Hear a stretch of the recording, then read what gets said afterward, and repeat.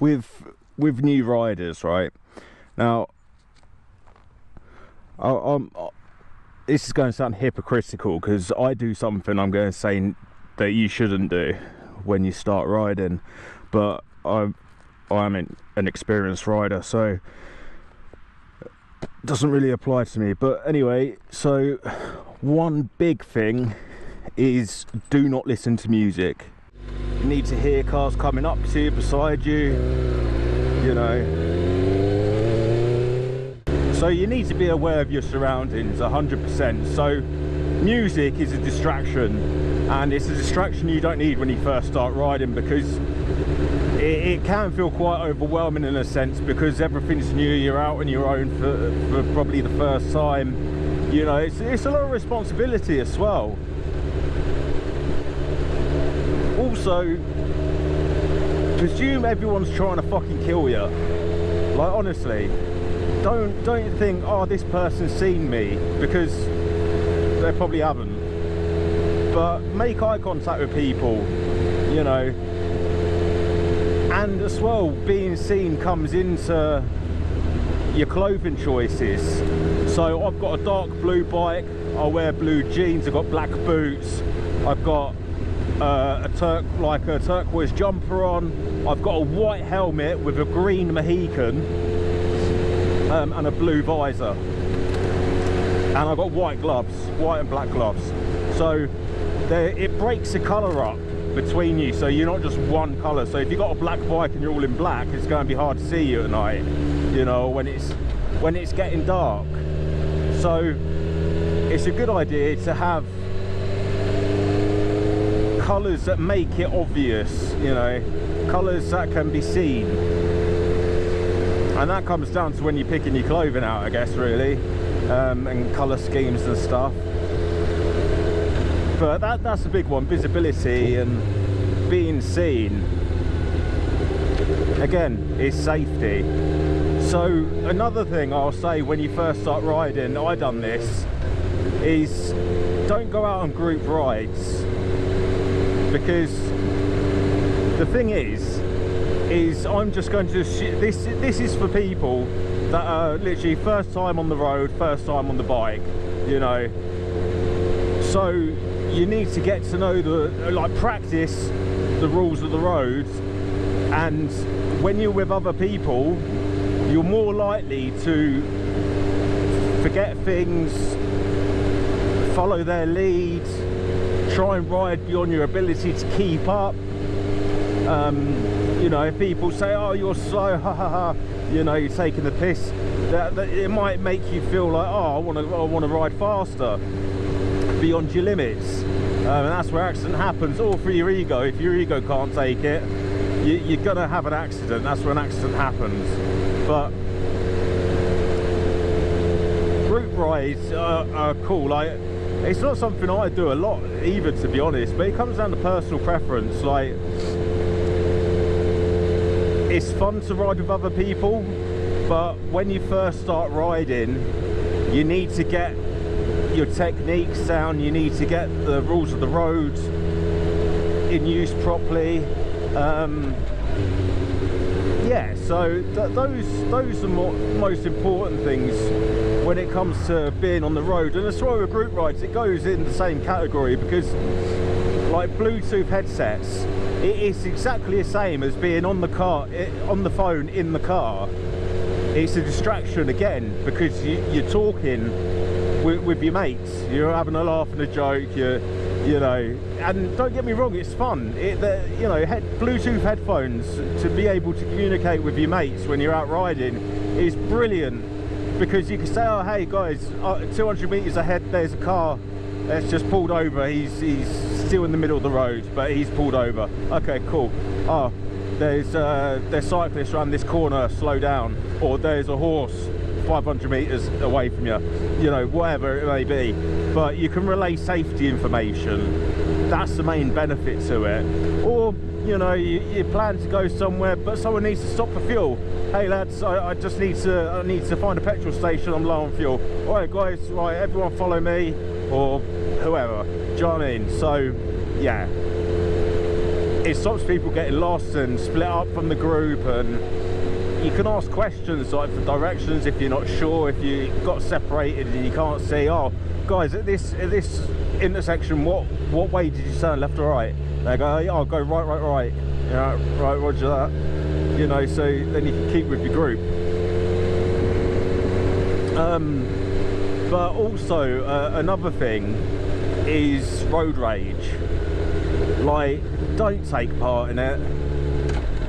I know it is frustrating when people make mistakes on the road, but it's really not worth the consequences of it. I mean, honestly, so you never know what people have in their cars. Like, they could have knives, they could have weapons, you could get seriously hurt, and all for what? Over what? Nothing. Someone made a mistake. You let them know they made a mistake, they'll realise they made a mistake, move on with your day. Do you know what I mean? It's not a deep thing. It's like, fucking hell. Like the other day when I was out riding, 2 people pulled out on me from junctions, but it's okay because I saw them, I let off, and I was prepared to brake, so there wasn't an incident. But when they pulled out, I applied the brakes, I bibbed my horn because they shouldn't have gone. They sort of put their hand over, oh sorry, you know, maybe they didn't see me, who knows. No one knows what's going on in other people's little worlds, do you know what I mean? So try and be sympathetic to that fact a little, and we can all get along. Like, there's no reason for there to be any road rage, realistically. Like, it's uncalled for, it's not important, it doesn't help anyone, and it's just ridiculous. But carrying on with road safety, one huge thing that I'm a real big advocate for is watching out for wet leaves on the floor. Is practicing, right? Go out to a car park, get yourself some football training cones, practice balancing, practice your emergency stops, practice braking. You know, they're valuable skills. I still go and do that in the car park. I might even do a video about that. I don't know if people want to see it or not, but it's something I do, and I do it as much as I can, because even as an experienced rider, I need to know how my bike's going to react in an emergency stop situation. I need to know the braking distances and keeping your balance, going through figure 8s and stuff like that, weaving in between the cones. If you don't have good balance, you could clip a car as you're going through traffic, as you're going down the lane, you know, as you're splitting the lane. Like, you wanna be as steady as you can on your bike, so best way to do that is practice. So practice as much as you can. I'm not saying every day, but you know, practice a decent amount to the point where you're getting the gist of it, and you're saying, oh, this is okay, I've got this, you know.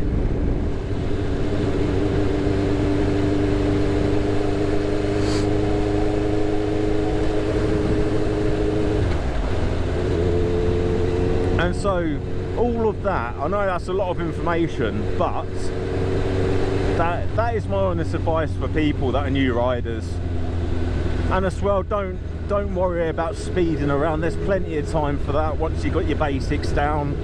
Like, I'm not telling anyone to speed either, but you do what you want, you make your own decisions.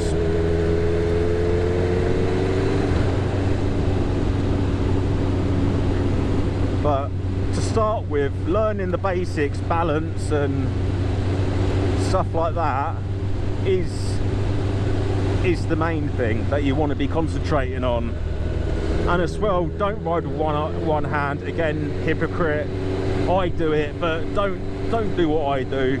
You know, we're at different experience levels, and it's just not safe. Don't ride one-handed. You need both hands on the handlebars. You need full control over the bike.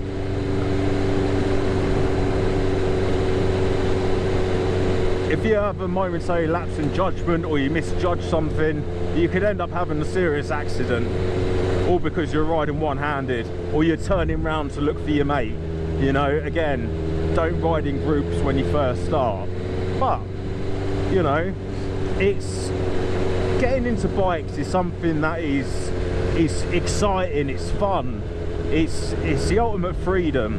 It is, and it is so cool, and there's so many cool people out there that are bikers that, you know, you can stop, you can, if you see some at a petrol station, always say hello. I always have a little chat with some people. With everything that I've said, if you're sensible, right, if you're sensible, you're going to have no issue. If you're serious about biking and you want to do it long term, then you're gonna really want to learn the highway code. Make sure you know the rules of the road, make sure you know rights of way, who's right in a situation, who's wrong in a situation, because you could be caught out. Like, I was very lucky in a sense, because I'd been driving for 10 years